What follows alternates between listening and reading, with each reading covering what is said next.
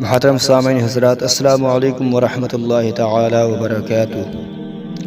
میں محمد افضل رضا واحدی آپ کے سامنے آج پارٹ نمبر 7 کے متعلق کچھ آپ کے بارگاہ میں پیش کروں گا، اور جو بے نمازی کا بیان چل ہی رہا ہے، جس کا پارٹ نمبر 7 آج اپلوڈ ہونے والا ہے۔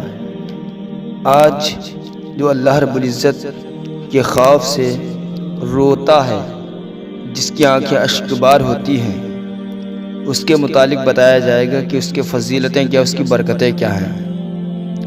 محترم سامعین حضرات، کل میں نے جو کہ بیان کیا تھا، ان کی حکایات کو پڑھ کر اس شاخ کا دل سینے میں جھوم اٹھتا ہے۔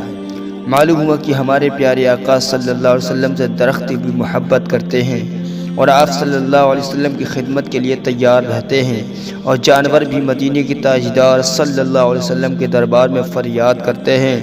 نیز یہ بھی درس اور سبق حاصل ہوا ہے کہ پہاڑ بھی خوف خدا عز و جل سے روتے ہیں۔ کاش ہمیں بھی خوف خدا عز و جل سے رونا نصیب ہو جاتا۔ خوف خدا عز و جل سے رونے کی بہت فضائل ہیں، بہت برکتیں ہیں۔ سرکار مدینہ صلی اللہ علیہ وسلم کا فرمان عالی شان ہے کہ اس آنکھ کو آگ نہیں چھوئے گی جو رات کے حصے میں خوف خدا عز و جل سے روئی، اور نہ اس آنکھ کو آگ چھوئے گی جس نے اللہ عز و جل کی راہ میں پہرا دیا ہو۔ ایک اور مقام پر ارشاد فرمایا، وہ شخص دوزخ میں نہیں جائے گا جو خوف خدا عز و جل سے رویا ہو، یہاں تک کہ دودھ تھنوں میں واپس چلا جائے۔ راہ خدا عز و جل کا غبار اور دوزخ کا دھواں اکٹھے نہیں ہوں گے۔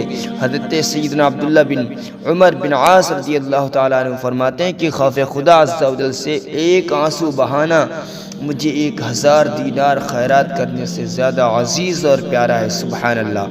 حضرت سیدنا عون بن عبداللہ رضی اللہ تعالیٰ عنہ فرماتے ہیں کہ مجھے یہ روایت پہنچی ہے کہ خوف خدا عز و جل سے بہنے والے آنسو اللہ کے جس حصہ بدن سے لگتی انسان کے جس بدن کے حصے سے لگتے ہیں، وہ حصہ بدن دوزخ پر حرام ہو جاتا ہے۔ حضرت سیدنا کندی رحمۃ اللہ علیہ فرماتے ہیں، خوف خدا عز و جل کے سبب نکلنے والا آنسو کا قطرہ سمندر کے برابر آگ کو بجھا دیتا ہے۔ سبحان اللہ۔ خوف خدا عز و جل سے رونا ہمارے مسلمان بھائیوں، ہمارے آقا مدینہ صلی اللہ علیہ وسلم کی سنت بھی ہے۔ سرکار صلی اللہ علیہ وسلم جب روتے تو آپ کے سینے مبارکہ سے اس طرح آواز آتی جس طرح ہنڈیاں کے ابلنے کی آواز آتی ہے۔ اللہ اکبر۔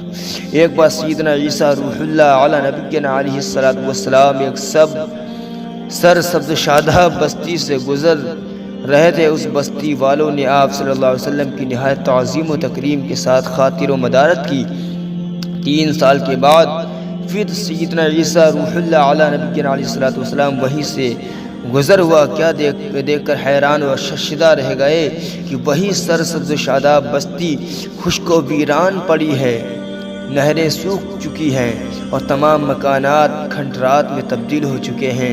اللہ عز و جل نے وحی فرمائی، اے عیسیٰ، اس بستی سے ایک بے نمازی کا گزر ہوا تھا، اس نے اس کے چشمے سے منہ دھو لیا تھا، اس کے سبب سارے چشمے کا پانی خشک ہو چکا ہے، درخت مرجھا گئے ہیں، ساری بستی ویران ہو گئی ہے۔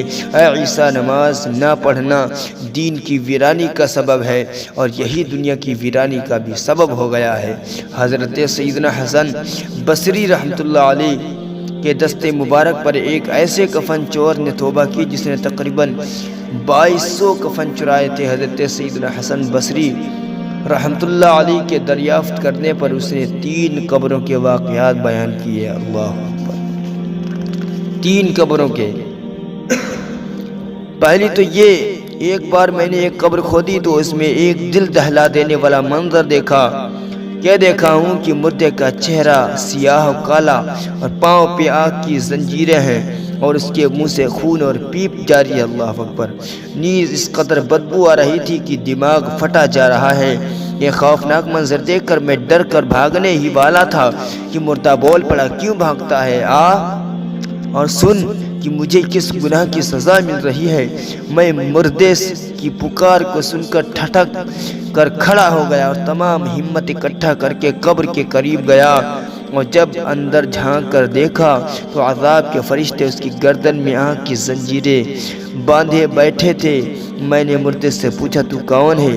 اس نے جواب دیا میں مسلمان ہوں، ابن مسلمان ہوں، مگر افسوس میں شرابی اور زانی تھا اور اسی بدمستی کی حالت میں مرا اور عذاب میں گرفتار ہو گیا۔ اللہ اکبر۔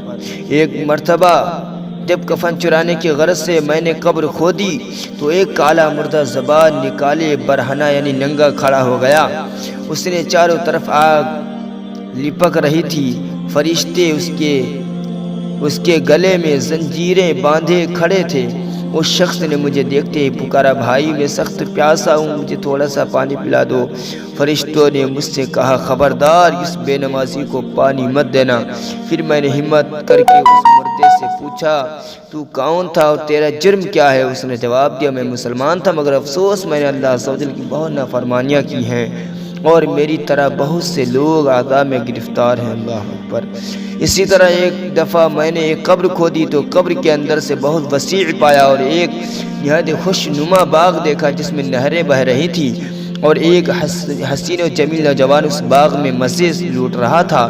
میں نے اس نوجوان سے پوچھا تجھے کس عمل کے سبب یہ انعام ملا ہے، یہ بدلہ ملا؟ وہ بولا میں نے ایک مبلغ سے سنا تھا کہ جو شخص عاشورہ کے روز 6 رکعت نفل نماز پڑھے اللہ عز و جل اس کی مغفرت فرما دیتا، لہٰذا میں ہر سال عاشورہ کے دن 6 رکعتیں پڑھ لیا کرتا تھا۔ میٹھے محترم سامعین حضرات، دیکھا آپ نے بے نمازی، شرابی اور زانی اور اللہ عز و جل کی نافرمانی کرنے والے کس قدر خوفناک عذاب میں مبتلا دیکھے گئے۔ یاد رکھیے عذاب قبر حق ہے۔ عذاب قبر دراصل عذاب برزخ ہی کو کہتے ہیں۔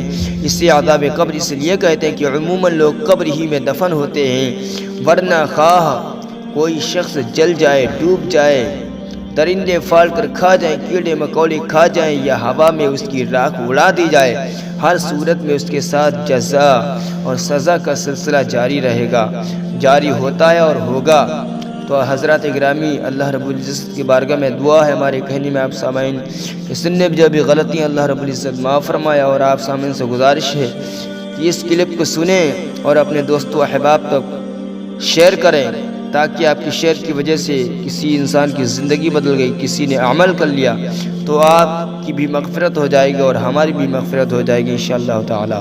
وما علینا الا البلاغ۔ السلام علیکم ورحمۃ اللہ تعالی وبرکاتہ۔